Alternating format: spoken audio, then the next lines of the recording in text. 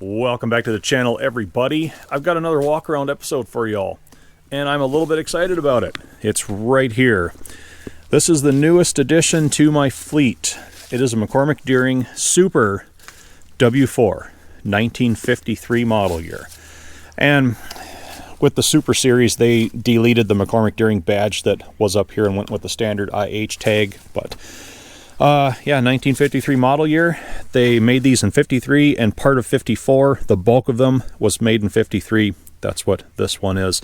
And I've been wanting one of these for a while because it's the standard configuration version of a Farmall H. It has the same engine and for the most part has the same back end. It's just a fixed, narrow tread, non-adjustable wheel width, small, low to the ground, wide front end tractor. Primarily meant to pull, and it can do some belt work because it has the belt pulley on the side. This one does not have the pulley on it. That's not a problem. I've got several others here. So I actually have to give credit for this whole deal coming together to Mr. Kyle Christ on YouTube here. I'll put a link to his channel in the description down below. About a week ago, he contacted me and said that he found a Super W4 for sale on auction very near to where he was. We worked a tentative deal. He got it purchased for the right price, and he even hauled it all the way to here for me because of my eye restrictions. I still can't drive, and I certainly can't tow. So big shout out to Mr. Kyle. Thanks, buddy. Now for the walk around. First thing I noticed, well, other than being a Super series, I knew the Supers were toward the tail end of the production. Super gives you the larger carburetor, and if it also has the original DD suffix casting code on the cylinder head, it's the highest compression cylinder head that were also offered on these engines. And they originally came with exhaust valve rotators. We were starting to get into a little bit more power, a little bit more technology. And this was the tail end, very tail end of the number series tractors. The second thing I noticed, it has very clean and straight tin work on it. The only two dings I can find on the whole grill are one on this slat right here and kind of one right in the middle right there. Otherwise, I can't find a single issue with it anywhere. Hood is just about as good. We've just got a little bit of scarring around the exhaust outlet hole where a clamp has drifted down and rubbed a little bit. Otherwise, the hood is very, very nice. Has some new looking gauges in it. Fuel tank is also very nice. I couldn't find a dent anywhere. Fenders are very, very good.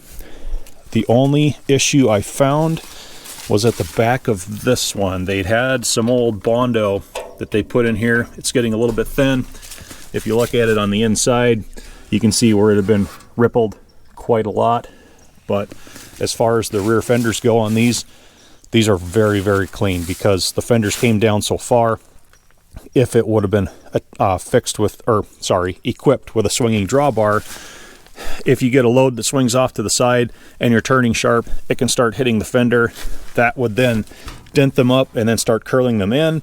And in the worst case scenario, once they curled in far enough to get into the tire, a lot of times they just got torched off. So these being as clean as they are, very, very happy with all the tin work. Now for how it's outfitted. It has both of the headlights. They're intact. They look pretty good. Wiring is no longer serviceable. As we touched on before, it has the belt pulley drive. We have the W4 rear wheel weights in place too. And these are hard to find if you don't buy one of these that already have them on. So we've got the rear weights on each side. We do have the battery box in place, although I think that was off of another tractor. They've got an 8-volt battery in it right now. This is still the 6-volt system. It came with the lid, but because of the 8-volt nature of the battery, the rubber insulators that are on the bottom side of the hood interfere with where this post is. A 6-volt should have the posts kitty corner from each other, so the battery box cover does not fit. That's all right, it's here. We've got the PTO drive on the back, PTO shield still in place. That's very nice. And we used to have a swinging drawbar. There's the bracket for it up here, underneath the tractor. But the swinging drawbar is gone. But this is what they would call, I think it's part of what was called the heavy hitch at the time. And I'm not sure that there weren't a few more pieces that were necessary to complete the heavy hitch setup. But this was an option for the H's as well, where they would just have this bolt-on heavy plate that you could put anywhere throughout the area. But we know it had a swinging drawbar on it at one time because all the witness marks are still on the bottom of that plate. It has the correct W4 coil spring suspension style seat. The tractor came with the seat cushion, but the seat pan is quite rusted. That's all right. I'll likely just get a new seat pan for it anyway. And this little lever right here goes forward on this rod. On the Super Series, all right, here's the rod, goes to this linkage. The IH guys already know what I'm going to talk about. On the Super Series, the radiator shutters were an option. I don't know why, because these were dedicated high compression gasoline engines only. The radiator shutters were mostly used on the earlier distillate fuel tractors. But it has the radiator shutter option, and if we look inside, we can see the shutters are in place in front of the radiator core yet back there. Thankfully, they're stuck in the open position though. Foot plates all look pretty decent, and it came with the manual hand crank that you could go and put in the front of the tractor if you chose to do so. Feeds right in like that. He even had it all labeled IHC Super W4 and had the serial number on it. That's kind of nice.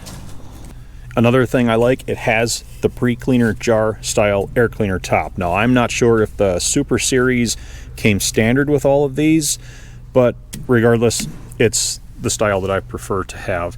And the last bit of good news is the serial number plate looks really good yet, very legible. Model S W4 serial number 1054J. Now for a few of the less than desirable features of the tractor. When you buy into these, it doesn't matter how nice they start out as, you always buy problems along with them. It is in dire need of rubber. They are all holding air, they are all round, but quite a lot of checking happening. So you can tell it's old or it spent a lot of time sitting outside. Another thing to look for on any of the Super letter series tractors is a floppy clutch pedal that wears loose down on the pivot, and sure enough, this one does not disappoint. Check that out. The Super M was the same way. We rebushed it, rebored it, tightened that up.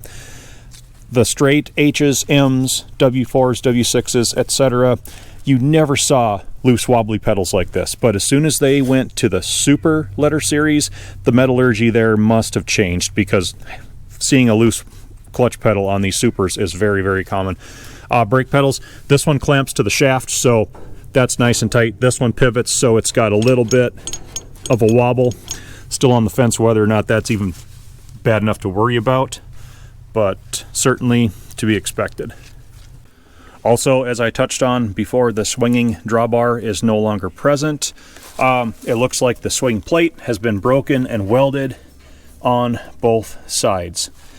It's fairly common to see a few drawbar woes on a tractor that is basically built to have been a drawbar puller its whole life. I was under here yesterday and noticed, though, the front swinging drawbar pull bracket has been broken in half, it looks like. I think it's been welded or probably brazed. That looks like a braze repair, so that's not a big deal. That's the same as a Farm All H. I've got a few more of those sitting around on hand. Also, in the drawbar department, we've got this swing plate bracket that bolts to the bottom of the axle housing. All right, same bracket on the other side, but I noticed a chain that goes around the axle housing, and they even painted over it, so that was a permanent repair, I guess.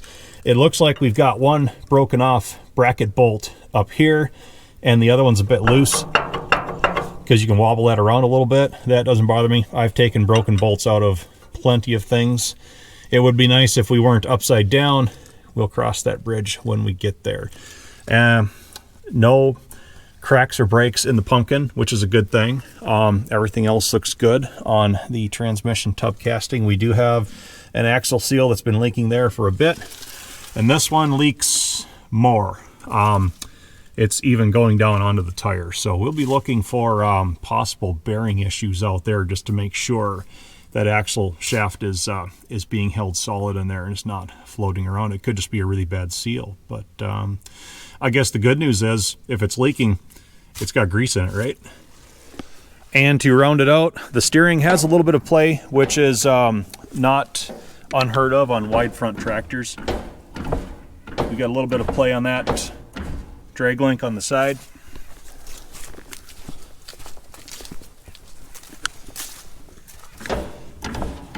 And even more on this side, because this is the side that the Pitman link pulls on the knuckle. But that's just all pins and bores, pretty easily remedied. And that concludes the walk around of the new, to me, Super W4. And it does run. It actually runs very well. Kyle unloaded it off the trailer. It sounded very good, nice and smooth, didn't smoke, good oil pressure, all of that stuff. You will hear it run in one of the next episodes. The plan is to do a thorough check of all the fluid compartments on this tractor, give it a good once over. We'll drive it around a little bit, hear it run, all of that good stuff. When this sold new in 1953, the purchase price was about $2,100. Weighs about 3,800 pounds, and I don't know if that spec is with the wheel weights or not, but I need to determine if there's fluid in those tires too. I detest fluid in tires personally, but I'm hoping we don't have to worry about that. But yeah, it seems like it's a pretty stand-up little tractor. If you look at the IH date codes, every letter of the alphabet denoted the year, and for International Harvester, Farmall I should say, Y was 1953. So we got the transmission housing here, that was March 13th, 53. It's got a Y code. The engine block up here, I found it, sorry for the glare, that's got a Y code. I haven't been up to the cylinder head because that code is beneath the valve cover. The wheel weight, February 1953. Wheel weight on this other side, I believe, is the same. Yep, same 23Y, 1953. Every place I've been around this, even the top cover, it's got a Y code up under there. So it looks like all the major castings are still intact. Nothing really major has ever been changed out. So, all right, everyone, I'll let you go.